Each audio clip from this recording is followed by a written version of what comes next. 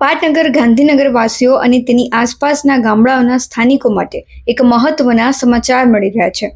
છેલ્લા થોડા દિવસોથી ગાંધીનગરમાં વરસી રહેલા વરસાદને પગલે તંત્રએ ધરોઈ ડેમમાંથી પાણી છોડવાનો નિર્ણય કર્યો છે. ટૂંક સમયમાં ધરોઈ ડેમમાંથી મોટા પ્રમાણમાં પાણી છોડવાની પ્રક્રિયા શરૂ થઈ રહી છે, જેને લઈને તંત્રએ તકેદારીના પગલાં લેવાની સૂચના આપી છે.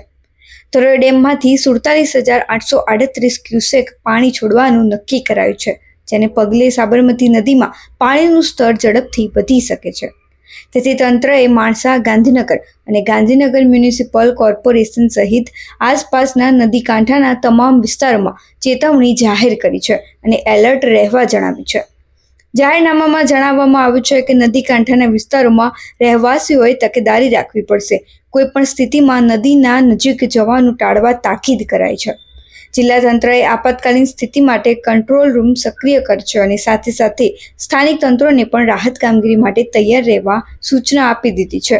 ઉપરાંત સાબરમતી નદીમાં પાણીનો પ્રવાહ ઝડપથી વધે તેવી શક્યતા પણ દર્શાવાઈ છે. નદી કાંઠાના વિસ્તારોમાં ચેતવણી આપી દેવામાં આવી છે અને જરૂરી તમામ સંબંધિત ક્ષેત્રોને આનુષંગિક કાર્યવાહી કરવા તંત્ર દ્વારા સૂચના અપાઈ છે.